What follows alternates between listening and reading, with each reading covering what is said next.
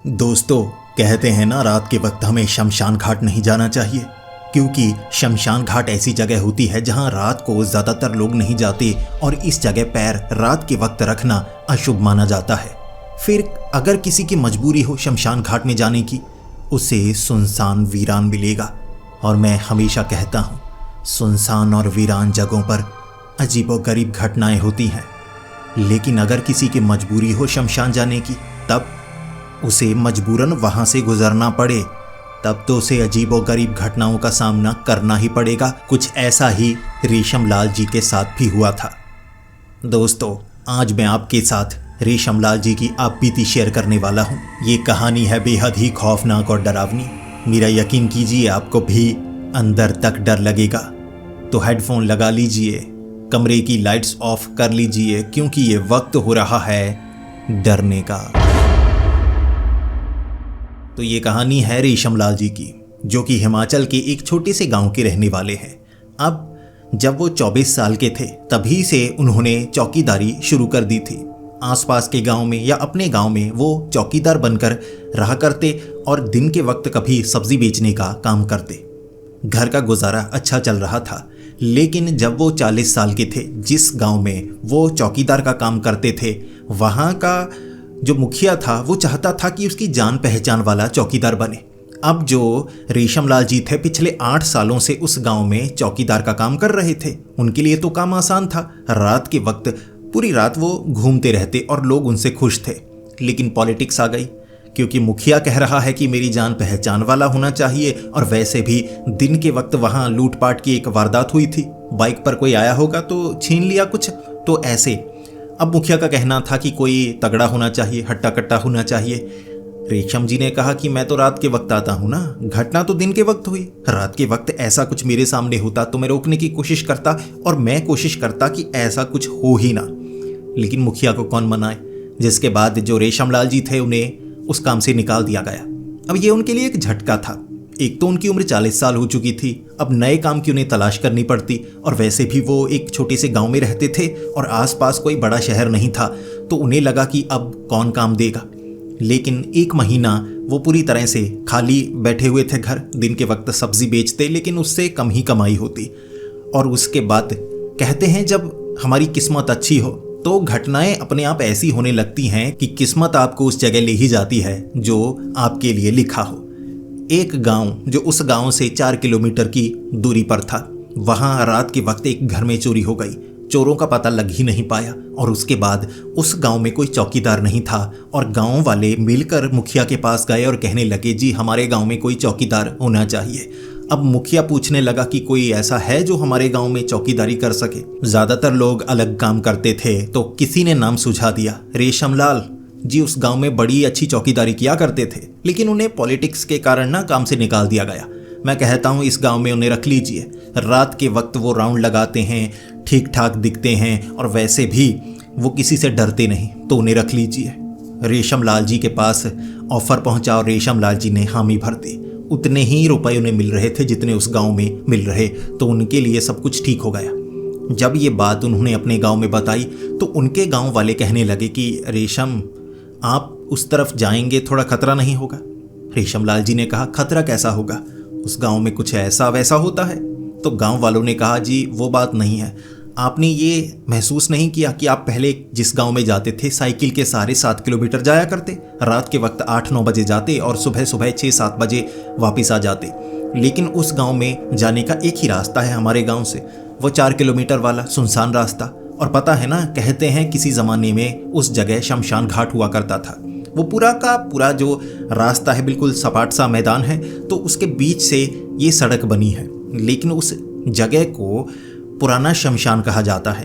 अब तो वहाँ अंतिम संस्कार नहीं होता था, लेकिन लोगों का मानना था कि कभी कोई जगह जहाँ शमशान घाट रहा हो वो अशुभ ही होती है, वहाँ कोई भी ऐसी चीज़ का निर्माण नहीं करना चाहिए, लोगों का ये मानना था। अब उसके बाद कुछ दुकानदार थे जो रेशम जी के दोस्त थे, वो कहने लगे कि रात के वक्त वहाँ सफ़र मत किया करना, तुम ऐसा करना 6-7 बजे साइकिल लेकर निकल जाया करना, सुबह जब दिन हो जाया हो तब वहाँ से निकला करना। अब उस रास्ते का इस्तेमाल दिन के वक्त बहुत लोग करते थे, रात के वक्त लोग नहीं करते। और वैसे भी ये रास्ता 2 गांव को जोड़ने के लिए था। अगर उस गांव में घूमकर किसी और पहाड़ी के रास्ते से जाना पड़ता तो 13 से 14 किलोमीटर का रास्ता था। अब पहाड़ी रास्ते पर साइकिल से 13-14 किलोमीटर बहुत ज़्यादा होते हैं, लेकिन यहाँ से सिर्फ 4 किलोमीटर और बिल्कुल सीधा रास्ता था।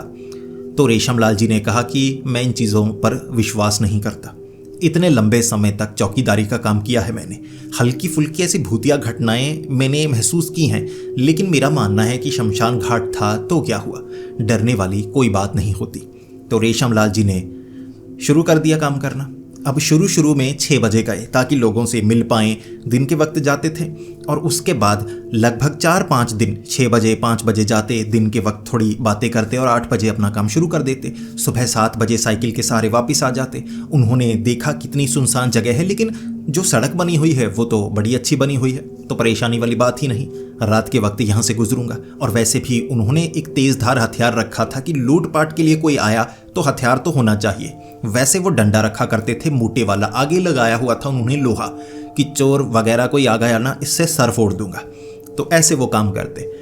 अब ये पहली बार था, 6ठे या 7वें दिन साइकिल के सहारे रात के 8 बजे काम पर जा रहे थे कि अंधेरा हो चुका है, थोड़ी देर हो गई लेकिन कोई बात नहीं, साइकिल चलाकर मैं पहुंच जाऊंगा। 8 बजे तो लोग जागते हैं ना, लोग गांव में बाहर घूम रहे होते हैं, मिल रहे होते हैं, बातें कर रहे होते हैं, तो इतनी ज़्यादा देर नहीं हुई। तो रेशम जी साइकिल चलाकर उसी शमशान के रास्ते से गुजर रहे।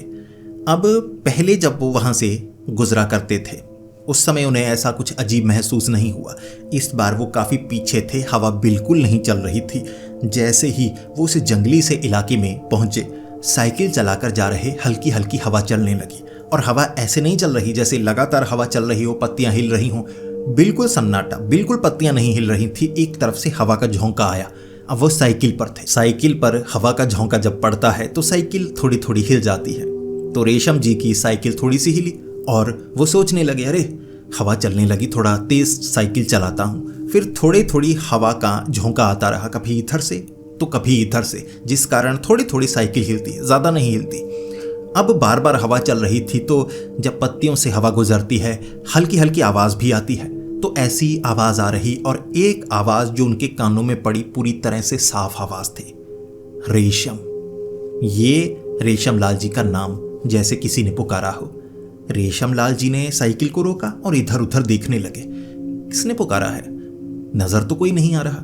वैसे उन्होंने एक टॉर्च रखी हुई थी जो वो साइकिल के आगे लगाया करते। अब एक टॉर्च थी वो गले में टांगा करते थे ताकि ज़रूरत पड़ जाए वो वाली टॉर्च सही से काम ना करे तो मैं इस टॉर्च का इस्तेमाल करूँगा। तैयारी पूरी किया करते थे। तो आगे वाली टॉर्च जो साइकिल का हैंडल था ना, इधर इधर करके देख रहे, अरे है तो नहीं कोई, मुझे लगता है हवा के कारण ये आवाज़ आई होगी। थोड़ा साइकिल और चलाया उन्होंने, फिर से आवाज़ साफ थी। इस बार तो हवा का झोंका तक नहीं आया, लेकिन फुसफुसाहट भरी आवाज़ थी, रेशम, ऐसे किसी ने बोला था। तो रेशम जी फिर से रुककर इधर उधर देखने लगे और इस बार उन्होंने आवाज़ लगाई, कोई है, किसी ने मुझे पुकारा। किसी ने जवाब नहीं दिया। तो रेशम जी को लगा कि हो सकता है कोई और रेशम हो, यहाँ आसपास कहीं कोई घर बनाया हो। मैं ऐसा करता हूँ, मैं यहाँ से निकलता हूँ। अब ऐसे पीछे से कोई आवाज़ लगाए तो मुझे नहीं लगता ऐसी जगह पर देखने के लिए जाना चाहिए। तो रेशम जी ने क्या किया, वो साइकिल चलाकर वहाँ से निकले। अब इसकी अगली रात भी 8 बजे रेशम जी वहाँ से गुजर रहे और बड़े कमाल की बात थी, गांव में थे, बिल्कुल हवा नहीं चल रही, बिल्कुल भी बादल नहीं थे। जब बादल ही नहीं है तो हवा कैसे चलेगी, तो बिल्कुल साफ मौसम था। जैसे ही वो उस जगह पहुंचे, हवा के हल्के हल्के झोंके चलने लगे और वो इससे बड़ा हैरान हो चुके थे कि ये क्या है, इस जगह थोड़ी ऊंची जगह है, इस कारण हवा के झोंके ज़्यादा महसूस हो रहे हैं, लेकिन वो वाला गाँव भी तो पहाड़ी पर है। बड़ी कमाल की बात है, नीचे से हवा उठती होगी। तो उन्होंने तर्क लगाया, जैसे हम करते हैं ना, ये हुआ होगा तो ऐसे हवा चली होगी, टेढ़ा है पहाड़ तो ऐसे ऐसे। तो उन्होंने सोचा कोई बात नहीं, तो साइकिल लेकर जा रहे, पेड़ थोड़े थोड़े हिलने लगे जैसे हवाएं चल रही हों। और जैसे ही उस जगह से वो निकलने वाले थे, ये एक घुमाव था, ऐसा नहीं कोई पहाड़ी है, बीच में कुछ पेड़ लगा दिए थे तो सीधा रास्ता नहीं बना था, पेड़ों से घूमकर ऐसे था। तो वहाँ जब वो निकलने वाले तो पेड़ों के पास से उन्हें साफ आवाज़ सुनाई दी, रेशम। अब किसी ने फुसफुसाहट में ये बोला था, तो रेशम जी ने साइकिल को रोका और आवाज़ लगाई, कोई है जिसने मेरा नाम पुकारा है। अब किसी ने जवाब नहीं दिया। तो रेशम जी वहाँ थोड़ा रुक कर देखने लगे कि कोई है, अब पीछे से कोई पकड़ने की कोशिश ना करे।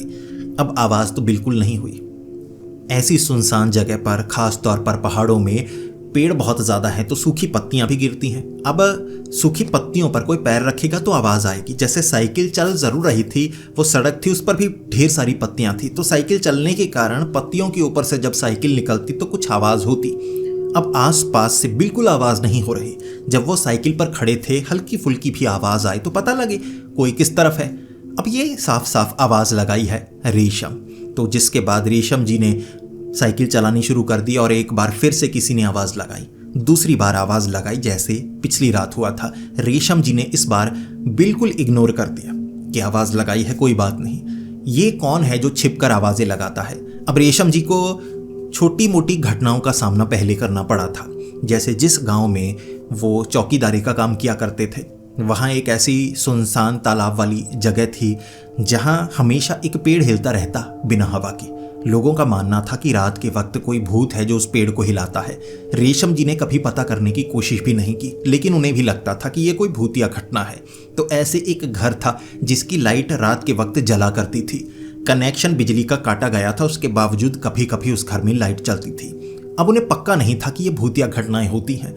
हो सकता है कोई चालाक लोगों को बेवकूफ़ बनाता है, या हो सकता है सच में भूत होते हैं, पक्का नहीं था उन्हें।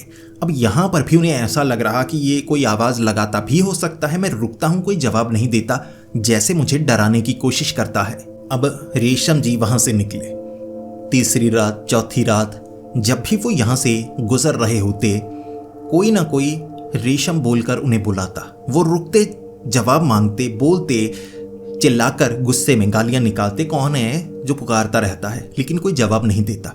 रेशम जी को लगा कोई बच्चा हो सकता है, कोई बड़ा हो सकता है, नशेड़ी गंजेड़ी हो सकते हैं जो ऐसे छिपे हुए हों और जानबूझकर आवाज़ लगाकर मुझे डराने की कोशिश करते हैं। मैं डरने वाला नहीं, वैसे भी ज़्यादा परेशानी तो नहीं होती। डंडा हाथ में पकड़ लिया करते थे जब भी आवाज़ आती। अब धीरे धीरे उन्हें आदत पड़ गई और 8-10 दिन तो निकल चुके थे। आवाज़ हर रात आती, 2 बार आती, एक उस मोड़ से, एक जब वो उस जगह से थोड़ा आगे निकल चुके होते। आगे उन्हें गांव साफ अगली पहाड़ी पर नज़र आ रहा होता, वहाँ पर यह आवाज़ आती। इलाका काफ़ी बड़ा था। तो दिन के वक्त जब वो गांव में थे, एक सब्जी वाली दुकान से सब्जी ले रहे कि एक राउंड लगाता हूँ आसपास गांव में ना, साइकिल चलाकर जाऊँगा तो कुछ सब्जी लग जाएगी। अब दिमाग में ये भी था कि उस गांव में ना दिन के वक्त थोड़ा जाया करूँगा, लोगों से बात करता हूँ कि सब्जी की ज़रूरत है, सब्जी वाला आता है, या मैं एक राउंड दिन के वक्त लगा लिया करूँ, डबल कमाई हो जाएगी। अब निकलता तो उस रास्ते से हूँ ही, सब्जी भी ले जाया करूँगा, या ऐसा करूँगा रात को सब्जी ना बोरे में डालकर वहाँ से निकला करूँगा। दिन के वक्त सुबह सुबह गांव में आने की बारी होती है, राउंड वहाँ लगा लिया करूँगा, सब्जी बिक जाएगी, कमाई भी हो जाएगी। अब अपने गांव में सब्जी लेते वक्त जो सब्जी वाला था कहने लगा, अरे रेशम भैया अब भी वहाँ जाते हो, चौकीदारी का काम तो अच्छा जच गया लगता है। रेशम जी ने कहा, हाँ बड़े अच्छे लोग हैं, रात के वक्त कुछ लोग तो मदद भी करते हैं, आधी रात को मुझे चाय पिलाते हैं, तो मुझे तो अच्छा लगा, खाने पीने को देते हैं, और लोग जाग रहे होते हैं, कह रहे होते हैं कि कोई परेशानी हुई ना हमारे घर में आ जाना, अगर लगे कोई अनजान है, आपको लगे 3-4 लोग हैं संभल नहीं रहे तो हमारे घर आ जाना, हट्टे कट्टे पहलवान है, निकलेंगे, पीटने का मज़ा आएगा। तो ऐसे मदद तो है वहाँ पे, डरने वाली बात ही नहीं है। फिर उस सब्जी वाले ने कहा, वो तो ठीक है, गांव वाले तो चलो अच्छे हैं, जिस रास्ते से गुजरते हैं वहाँ तो कोई परेशानी नहीं हुई। तो रेशम जी ने कहा, नहीं, वैसे ही उस जगह को शमशान कहते हैं, लेकिन ऐसा तो कुछ महसूस नहीं हुआ। अरे हाँ, कोई आवाज़ ज़रूर लगाता है, मुझे लगता है कोई गंजेड़ी नशेड़ी तो उस तरफ नहीं जाता, गाँव के कोई लोग तो उधर नहीं जाते ना खेती वेती के लिए। तो सब्जी वाले ने कहा, जी बिल्कुल नहीं, पागल हैं, शमशान में कोई सब्जी उगाने या ऐसा करने के लिए क्यों जाएंगे, कोई उधर कोई नहीं जाता। दिन के वक्त ज़रूर जाते हैं लोग, रुकते भी हैं, आपको मिल जाएंगे रास्ते में कई लोग, लेकिन रात के वक्त कोई नहीं जाता। 2 गांव में आने जाने का वही साधन है, लेकिन रात को जाने की ज़रूरत क्या ही है, उस तरफ कौन सा हाईवे है, पुराना सा गांव है। तो रेशम जी कहने लगे, फिर वहाँ से आवाज़ें आती हैं, कोई फुसफुसाता है या बुलाता है, मेरा नाम लेता है। अब इसी गाँव का लगता है, उसे नाम भी पता है।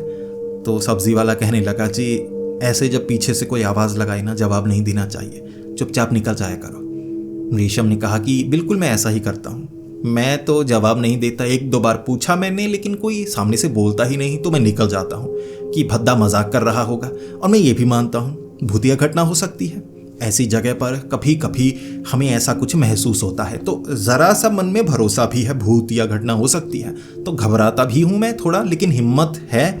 अब चौकीदारी हिम्मत से होती है।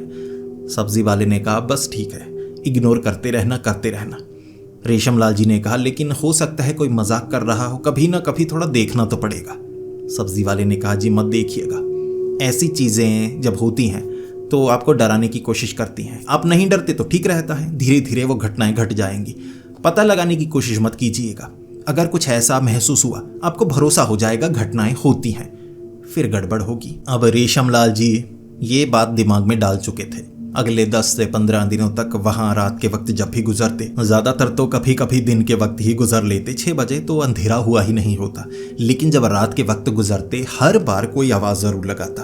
अब एक बार रेशम लाल जी को थोड़ा गुस्सा था, किसी से झगड़ा हुआ था अपने ही गांव में, कोई नाली को लेकर ये पानी इधर क्यों जाता है जी, गंदगी डाली है, ऐसे झगड़ा हो गया तो गुस्सा था। अब गांव में झगड़ा थोड़े ना कर सकते हैं, थोड़ा बहसबाजी होती है, लेकिन उनका मंतब पीटूं, वो हर बार ना गंदगी डालता है, एक बार पीटना था उसे, तो दिमाग में गुस्सा भरा हुआ। किसी ने आवाज़ लगाई तो गुस्से में थे कि भूत वूत तो कुछ नहीं होता, जो ये है ना गुस्सा इस पर निकल जाएगा। एक बार बोला तो जो रेशम लाल जी थे वो गालियाँ निकालने लगे, लेकिन उन्होंने देखा उस तरफ से आवाज़ आई है। उन्होंने क्या किया, साइकिल एक पेड़ के साथ ना लॉक लगा दिया ताकि कोई साइकिल ना लेकर जाए। फिर वो डंडा लेकर थोड़ी आगे की तरफ गए, वो जो तेजधार हथियार था ना इधर डाला हुआ था उन्होंने कि सुनसान जगह है, आत्मरक्षा के लिए रखना ज़रूर चाहिए, बाकी डंडे से काम हो जाएगा। उस तरफ गए। अब आगे से आवाज़ नहीं आई, उधर से ही आवाज़ आई थी, रेशम। तो रेशम लाल जी गालियाँ निकालने लगे, अबे कौन है, पुकारता रहता है, सामने आ, बात करना चाहता है तो सामने आ। अब रेशम लाल जी आगे गए, उन्हें सफ़ेद कपड़ा नज़र आया, तो रेशम लाल जी को लगा उस जगह है कोई, वैसे अंधेरे में सफ़ेद सफ़ेद कपड़ा नज़र आ रहा है। जिसके बाद रेशम लाल जी ने देखा कि कोई आदमी था ज़मीन पर लेटा हुआ, ज़मीन पर लेटा होगा, उस पर सफ़ेद रंग का कपड़ा डाला, बिल्कुल ऐसा दृश्य बनाया गया था जैसे किसी की अर्थी हो, लेकिन कोई लकड़ी नहीं थी, कुछ नहीं, आदमी नीचे लेटा हुआ, ऊपर सफ़ेद चादर ली हुई, अब वो हिल रही थी, साफ था, शरीर बना हुआ, उभरा हुआ, साफ दिख जाता है। रेशम लाल जी ने ध्यान से आवाज़ सुनी, फिर से कोई फुसफुसाया बिल्कुल उस कपड़े से। रेशम अब तो साफ आवाज़ थी, करीब से आई। रेशम लाल जी कहने लगे, अबे कौन है, मेरा नाम पुकारता रहता है, भाई यहाँ क्यों लेटा है, मुझे क्यों पुकारता है, मुझसे कोई मदद चाहिए। सामने से आवाज़ आई, मदद तो चाहिए लेकिन तुम कर नहीं सकते, तुम गुजरते हो तो मैं नाम ले लिया करता हूँ, तुम कहो तो नाम नहीं लिया करूँगा। तो रेशम लाल जी ने कहा, मत लिया करो भाई, मदद चाहिए तो बताओ, वैसे ही डराते रहते हो, शमशान घाट वाली जगह है, ऐसे आवाज़ लगाते हो, इतने दिनों से मैं तो डरता रहा, पता नहीं ये आवाज़ कहाँ से आती है, तुम यहाँ ये चद्दर लेकर कर क्या रहे हो। उसने कहा, चद्दर लेकर कुछ कर नहीं रहा, मुझे यहाँ ऐसे ही रहना पड़ता है। तो थोड़ा और नज़दीक गए रेशम लाल जी, कहने लगे, अबे ऐसे क्यों पड़ा है भाई, बता तो सही। अब हवा का झोंका उस समय आया, देखिए रेशम लाल जी ने साफ देखा था, वो सफ़ेद कपड़ा था जैसे चादर का कपड़ा होता है, किसी के ऊपर पड़ा है, ऊपर मुंह है, छाती है, नीचे टांगे हैं, तो साफ बना हुआ शरीर, लेकिन कपड़े से ढंका हुआ, आवाज़ भी वहीं से आ रही। जब हवा का झोंका आया, कपड़ा उड़ गया, वहाँ कोई नहीं था, कपड़ा भी इतनी तेजी से उड़कर गया ना, रेशम लाल जी ऐसे देखते रह गए। फिर वो खाली जगह जहाँ रेशम लाल जी टॉर्च मार रहे, वहाँ से आवाज़ आई, रेशम। जब ये आवाज़ आई ना, रेशम लाल जी भागे, साइकिल के पास, लॉक खोला, साइकिल लेकर निकले। डर गए थे वो, अब बिल्कुल साफ था, ये जो घटना उनके साथ हुई ना, ये कोई साधारण घटना नहीं थी। वो चादर तो हवा में उड़ गई, वो बिल्कुल अर्थी के समान था, लेकिन वो नज़र नहीं आ रहा, बोल रहा था, अदृश्य इंसान, भूत होगा कोई। तो इस बात को आगे जाकर गांव में भी बताया, अपने गांव में भी बताया, लेकिन काम था, गांव वाले कह रहे काम छोड़ दो। रेशम लाल जी ने कहा, मैं काम नहीं छोड़ने वाला, बड़ी मुश्किल से तो काम मिला है, जाना भी रात के वक्त पड़ेगा, लेकिन अब से मैं थोड़ा ध्यान रखा करूँगा। तो रेशम लाल जी वहाँ से गुजरते रहे, कई बार आवाज़ फुसफुसाने की आई रेशम, लेकिन उन्होंने कोई जवाब ही नहीं दिया। अब तो बिल्कुल जवाब नहीं, साइकिल लेकर निकलते, तो धीरे धीरे आवाज़ें कम हुई, ऐसे कुछ महीने निकले। अब देखिए, आगे जिस गांव में वो काम करते थे, काम उनका सबको अच्छा लगा कि रात के वक्त आते हैं उस शमशान वाली जगह से, तो आदमी तो बिल्कुल डरने वाला नहीं, हिम्मत वाला आदमी है। तो उन्होंने कहा रेशम जी आगे एक और गांव है, आप 2 जगह चौकीदारी का काम तो कर नहीं सकते, कोई अपने जैसा मिलवा दो, उस गांव में भी लोग कह रहे हैं कोई चौकीदार मिल जाए। रेशम लाल जी को कई लोगों ने कहा था कि जी काम दिलवा दो अपने गांव में। तो रेशम लाल जी को लगा किसी को काम दिलवा देता हूँ। तो एक आदमी था जिसका नाम था रघु। वैसे वो जो खटिया होती है ना, खटिया बनाने का काम करता था। रेशम लाल जी ने उससे बात की कि रघु दिन के वक्त खटिया बना लिया करना, रात को चौकीदारी का काम करेगा, तनख्वाह अच्छी मिलेगी। रघु ने कहा जी बिल्कुल, लेकिन वो गांव उस गांव से थोड़ा आगे है, देख तुझे मेरे साथ चलना होगा। रघु ने कहा वो शमशान वाली जगह, लोग तो बहुत अजीबोगरीब बातें करते हैं। तो रेशम लाल जी ने कहा मैं वहीं से निकलता हूँ, भरोसा है मुझ पर? तो उसने कहा जी आप पर भरोसा है, वैसे मैं यकीन तो नहीं करता, लेकिन जैसा आप कहेंगे वैसा मैं करूँगा। अब जो रघु था उसकी उम्र होगी 22-23 साल। तो हट्टा कट्टा था, थोड़ी पहलवानी करता था, तो शरीर तगड़ा था। तो गांव में उस पर लोग भरोसा करते थे, कभी कभी कबड्डी भी खेला करता था। तो ऐसे ही चौकीदारी का काम उसे मिलना एक अच्छी बात थी। और जो रेशम लाल जी थे उनके लिए भी थोड़ा बेहतर था, 2 गांव है, दोनों अपने चौकीदार, कभी कोई परेशानी हुई तो उधर से बुला लेंगे रघु को भी। तो रघु को रेशम लाल जी ने कहा ऐसा करना, 6 बजे तुम्हें मिलवाने के लिए लेकर जाऊंगा, मेरे साथ साइकिल पर चलना, बैठ जाना, थोड़ा साइकिल मैं चलाऊंगा, थोड़ा तुम चलाना, क्योंकि मैं अकेले तुम्हें खींचने वाला नहीं, पहाड़ी इलाका है। तो रघु ने कहा जी बिल्कुल। तो ऐसा किया उन्होंने, 6 बजे गए उस गांव में, अपना गांव दिखाया, मुखिया से मिलवाया, आगे वाले गांव में लेकर गए। आगे वाला गांव 500-600 मीटर था, वहां से चलकर आगे की तरफ। रघु ने कहा ये तो आसान है, यहां से मैं चला जाया करूंगा, घर बने हुए थे आगे वाले रास्ते में। तो रघु को उस गांव में काम दिलवा दिया। अब ये काम ऐसे ही चलने लगा कि जो रघु था वो कहता कि रेशम भैया साथ ले जाया करो।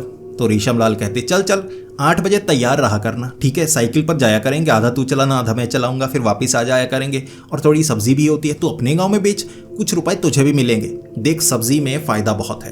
तो वो सब्जी भी लेकर जाते। लेकिन अब रात के 8 बजे 8:30 बजे वो जाने लगे थे। अब इसके कई दिनों बाद उस जगह से हल्की फुल्की आवाज़ का आना, रेशम लाल जी ने कह दिया था देखो यहाँ से कुछ आवाज़ आती है तो जवाब नहीं देना। अब ये जगह भूतिया मानी जाती है। रेशम लाल जी ने रघु को कोई घटना के बारे में बताया नहीं था कि आवाज़ आई, अर्थी दिखी थी। रेशम लाल जी नहीं चाहते थे कि 21-22 साल का लड़का है, अभी अभी जवान हुआ है, तो वैसे भी थोड़ा निकम्मा है। उसके पिता कहते हैं कि थोड़ा ध्यान नहीं रहता इसका काम पर, कंसंट्रेशन नहीं है, उम्र ऐसी थी, जवानी चढ़ी थी। तो अब रेशम लाल जी नहीं चाहते थे भूतिया घटना के बारे में बताऊं, पहले से थोड़ा कामचोर है तो बिल्कुल काम से भागेगा, और उसके पिता कहेंगे अच्छा काम मिला था छोड़ दिया इसने। तो रेशम लाल जी उसे थोड़ा समझाया करते थे कि मेहनत ज़्यादा किया कर, लड़कियों की तरफ ध्यान थोड़ा कम किया कर, देख शादी तो हो जाएगी तेरी, काम कर, कुछ रुपए जोड़ ले। तो ऐसे समझाया करते, दोस्ती अच्छी हो गई थी।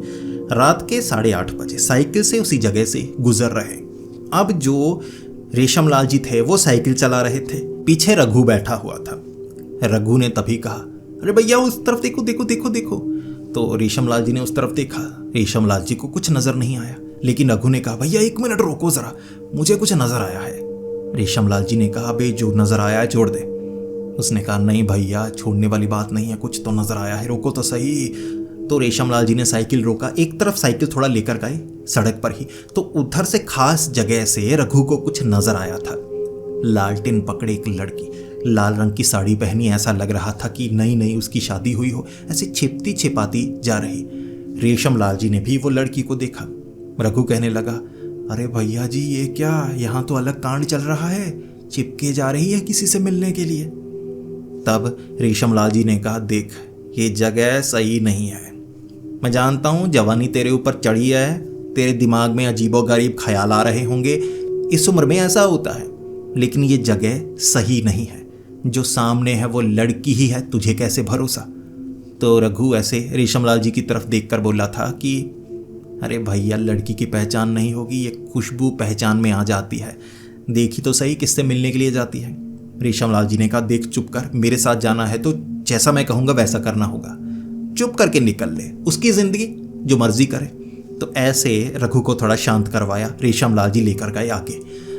2-3 दिनों तक ध्यान रखता जो रघु था इधर उधर, और कई बार उसे वो लड़की ना वहाँ पेड़ों के पास झाड़ियों में ऐसे लालटेन लेकर जाती हुई नजर आई। एक जगह बैठी हुई ऐसे घूर रही थी कि कोई टॉर्च लेकर निकला है तो छिप गई वो ऐसे नीचे से, लालटेन उसने बंद कर दी, लाल कपड़े थे चमकदार, तो रोशनी पड़ती, रिफ्लेक्शन से पता लगता कुछ झूमर या दुपट्टे में कुछ लगा हुआ है चमकीला सा, उस जगह बैठी है। तो जो रघु था बार बार कहता, रेशम भैया रुको तो सही, पकड़ते हैं, पूछते हैं हमारे गांव की होगी कोई। अब कई लड़कियों की हमारे गांव में शादी हुई है, आसपास के गांव में कई लड़कियों की शादी हुई है। अब अगर लड़की की शादी हो चुकी है तो छिपकर किसी से मिलने की उसे क्या ज़रूरत। अब तो वो आज़ाद है, अपने पति से जैसे मर्जी मिले। ये छिपकर जाती है, मुझे लगता है किसी आशिक से मिलने जाती है। तो इस पर रेशमलाल जी ने कहा, रघु देख शांत हो जा, ये जगह सही नहीं है, यहाँ तुझे जो नज़र आता है बात कुछ और होती है, जब तुझे पता लगेगा तेरे होश उड़ जाएंगे।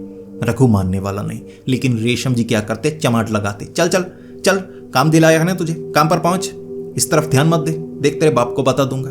तो जो रघु था थोड़ा घबराने लगा कि पिताजी तक बात पहुंची ना। भले ही वो एक कबड्डी का प्लेयर था, पहलवान कह सकते हैं, लेकिन उसके पिता हट्टे कट्टे थे, ऊपर बैठकर पीटते, मुक्के मार मार के पीठ तोड़ देते लड़की की बात पता चलती तो। अब रेशमलाल जी शरीफ थे, तो रघु को लगा, अरे रेशमलाल जी आपकी जवानी तो उतर चुकी है, मेरी तो उम्र अभी शुरू हुई है। तो ऐसे रेशमलाल जी उसे ले जाते।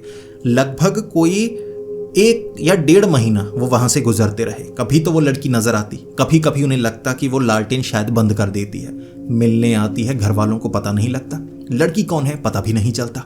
तो एक बार जो रघु था, देखिए उसने दिमाग कैसे लगाया। रघु ने रेशमलाल जी को कह दिया कि आज ना शाम को मुझे कहीं जाना है, आप ऐसा कीजिए साइकिल लेकर चले जाइए, मैं एक दोस्त के पास जा रहा हूँ। अब उस जगह से वो मुझे उस गांव में छोड़ जाएगा रात के वक्त, आपको मेरे साथ जाने की ज़रूरत नहीं है। तो रेशमलाल जी को लगा कि चलो ठीक है, उधर उधर से आ जाएगा।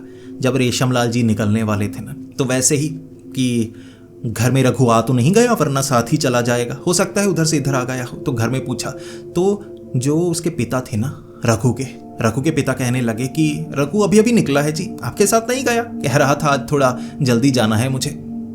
रेशमलाल जी को तभी दिमाग में महसूस हो गया, ये ठरकी, ये उस जगह गया होगा, कब से कह रहा था कि चलकर जाते हैं, देखते हैं, पीछा करेंगे, ये कुछ गड़बड़ करेगा, जगह सही नहीं है। अब रेशमलाल जी ने साइकिल चलानी शुरू कर दी। रघु के पिता ने कहा था कि 10-20 मिनट हो चुके हैं, जल्दी जल्दी गया था, आपके साथ नहीं गया। तो जो रेशमलाल जी थे साइकिल चला रहे, साइकिल चलाकर जब वो उस जगह पर पहुंचे ना, तो उन्होंने अजीब सी गुर्राने की आवाज़ सुनी, जैसे कोई चीख रहा हो लेकिन उसे चीखा नहीं जा रहा। अब उन्होंने इस आवाज़ का पीछा किया तो रघु पड़ा हुआ ज़मीन पर, मुंह से झाग निकल रही, दौरा पड़ा था उसे किसी तरह का, ऐसे ऐसे तड़प रहा। तो जो रेशम जी थे उन्होंने क्या किया, मदद की रघु को लेकर आए गांव में, वहाँ बता दिया आगे वाले गांव में कि मैं नहीं आ पाऊँगा, इमरजेंसी पड़ गई है। तो रघु को उसके बाद वहाँ पास में एक डॉक्टर था, उसे दिखाया गया। अब देखिए हालात रघु के कैसे हुए थे। रघु को दौरा पड़ा था, किसी चीज़ को देखकर वो डर गया था। रघु से पूछा जा रहा लेकिन वो बोल नहीं पा रहा क्योंकि उसका जबड़ा लॉक हो गया था।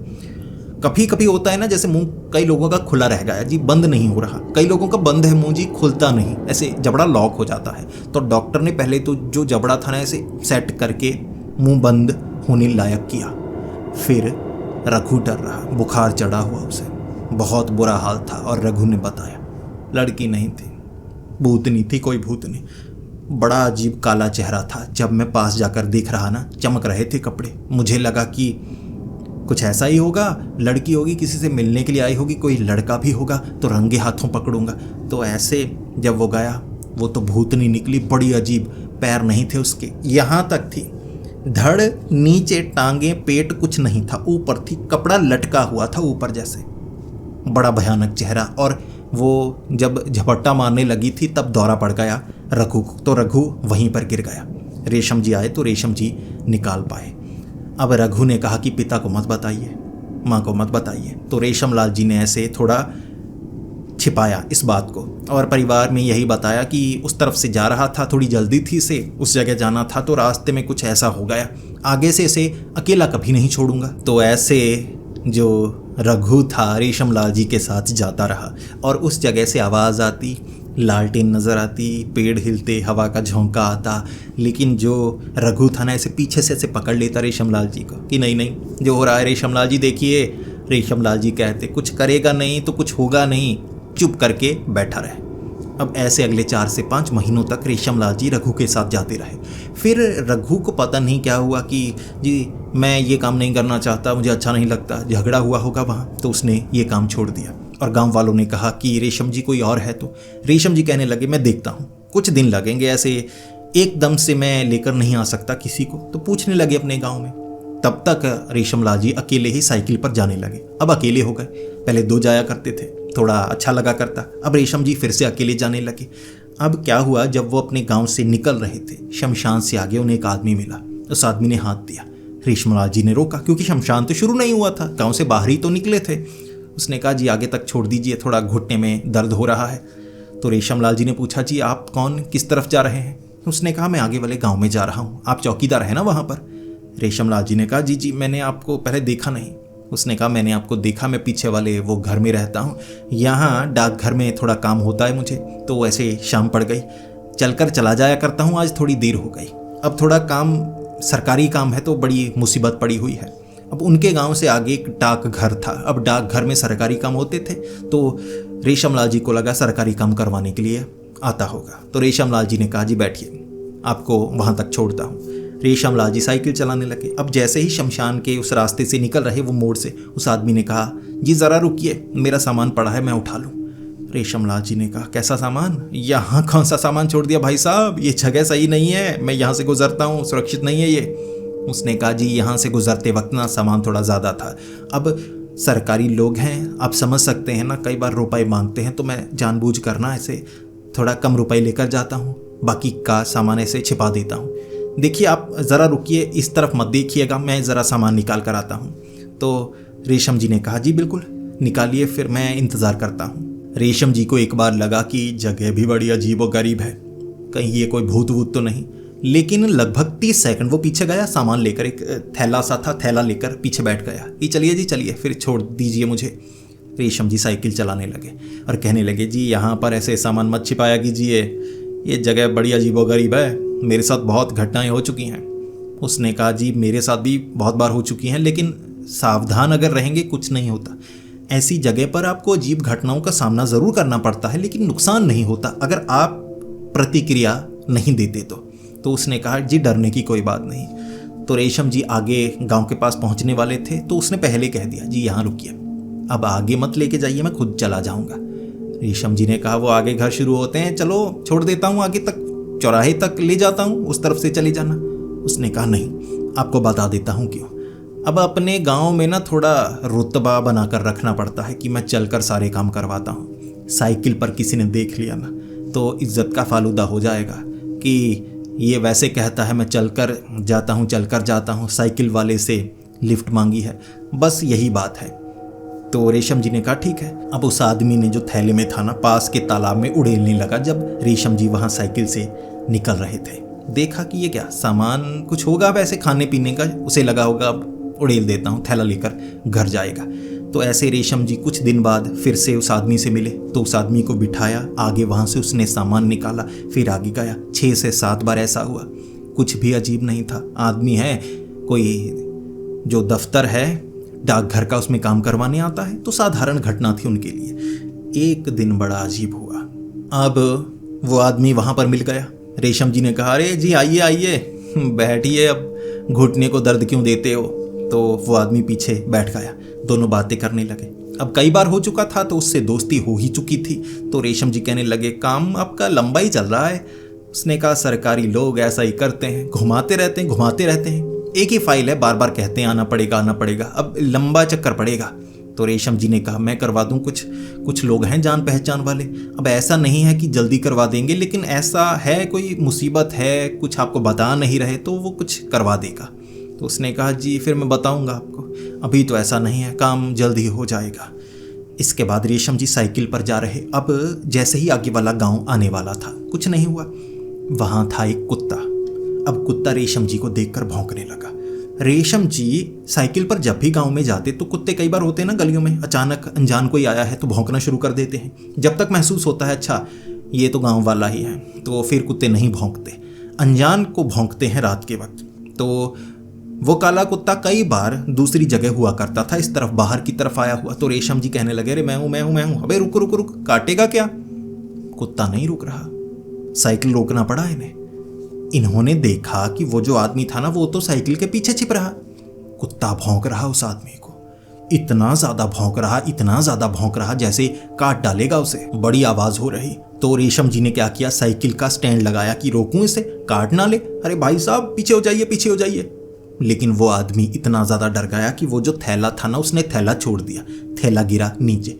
फिर आगे की तरफ वो भाग रहा, कुत्ता पीछे। रेशम जी कह रहे अरे रुकिए भाई साहब, भागिए मत। वो भागा नहीं, वो आदमी ऐसे गया, ऐसे जमीन में। कुत्ता जमीन को भौंकने लगा, रेशमलाल जी ऐसे। रेशमलाल जी का मुंह खुला, कुत्ता वहां भौंके जा रहा। 2-3 कुत्ते और आ गए, वो जमीन की तरफ भौंक रहे थे। रेशमलाल जी को नहीं भौंक रहे थे, उस आदमी को। वो जो भी था जमीन में कैसे जा सकता है, जमीन में चला गया, भूत होगा। रेशमलाल जी ने आगे जाकर गांव में वो बात करने लगे। अब थोड़ा कम करके बताना था, ऐसा ना हो बहुत ज़्यादा गांव वाले डर जाएं, फिर मुझे काम से ना निकालें, कोई परेशानी नहीं चाहते थे। तो गांव वालों को बताया ऐसे कुत्ता पीछे पड़ गया था, ऐसे मैंने एक आदमी को देखा, बड़ा अजीब था जी, आपके गांव में देखा मैंने, उसने सामान फेंका है। गांव वालों ने देखा वहाँ कोई थैला नहीं, थैला मौजूद ही नहीं, गायब हो चुका था थैला। तो रेशमलाल जी ने कहा कि कुत्ते भौंक रहे थे किसी को। और गांव वाले कहने लगे कुत्ते जी रात के वक्त खाली जगह पर भौंक रहे हों, इसका मतलब एक ही होता है कि वहाँ कुछ न कुछ ऐसा है जो हमें नज़र नहीं आ रहा। कुत्ते बिल्लियाँ उन्हें देख सकते हैं, इंसान नहीं देख सकते। रेशमलाल जी क्या बताते, वो ना तो कुत्ते थे ना बिल्ली थे, उसके बावजूद उन्हें भूत नज़र आ रहे थे, क्योंकि उनका आना जाना ही शमशान घाट में था। अब इसके बाद रेशमलाल जी को कई बार वो आदमी वहाँ पर दिखा, लेकिन रेशमलाल जी ने वही तरीका अपनाया। पहले तो लाल धागा बांध लिया, तो ऐसे वो चंदन अपने साथ रखते, टीका लगा लिया करते, तो उन्हें ऐसी घटनाएं थोड़ी कम देखने को मिलती। और एक जो खास बात उस आदमी ने कही थी, प्रतिक्रिया मत दो। अगर ऐसा कुछ नज़र आता है, आप ऐसी जगह से गुजरना चाहते हो और मुश्किल में हो, गुजरना ही पड़े, तो प्रतिक्रिया मत दो। सामने जो है अजीब लगता है, देखो मत, डरो मत, अपने काम पर ध्यान दो। भूत है, नुकसान थोड़े ना पहुंचाएगा अगर आप प्रतिक्रिया देंगे ही नहीं। हमारी प्रतिक्रिया ही उनकी ऊर्जा है। हम डरेंगे तो उन्हें ऊर्जा मिलती है, हम साहस दिखाएंगे वो तो गायब हो जाएंगे। तभी तो जो साहसी होते हैं, जो जैसे मजाक कर रहे हैं, मैं तो भूत पर यकीन ही नहीं करता, 4-5 लोग हों इकट्ठे तो भूत नज़र ही नहीं आएगा, क्योंकि सब सकारात्मक होंगे। लेकिन कोई बहुत डरा हुआ है, भूत भूत भूत, ज़्यादा चांस है कि उसे भूत नज़र आ जाए। ये समझ गए थे जो रेशमलाल जी थे वो। तो उसके बाद धीरे धीरे घटनाएं भी कम होने लगी, उनके लिए ये आम बात हो गई। बीच बीच में कुछ नज़र आता, कपड़ा नज़र आता, कोई आदमी नज़र आता, लेकिन वो प्रतिक्रिया देते ही नहीं। और आज तक वो ये काम कर रहे हैं, उसी गांव में उसी रास्ते से गुजरते हैं। अब तो वो कह रहे हैं आसपास कुछ घर भी बन गए हैं, तो घटनाएं बहुत कम हो गई हैं। अब ऐसा उन्हें कम ही देखने को मिलता है। तो दोस्तों, आपको ये कहानी कैसी लगी प्लीज़ कमेंट्स में ज़रूर बताएं। अगर आपको ये कहानी अच्छी लगी तो वीडियो को लाइक कीजिए, बहुत ज़्यादा अच्छी लगी तो दोस्तों के साथ शेयर कीजिए और मिलकर डरिए। ऐसी ही कहानियाँ सुनना अगर आपको अच्छा लगता है तो हमारे इस चैनल को सब्सक्राइब कर लें, ताकि सबसे पहले ये कहानियाँ आप तक पहुँचे। तो मिलते हैं अगली वीडियो में, तब तक के लिए डरते रहें।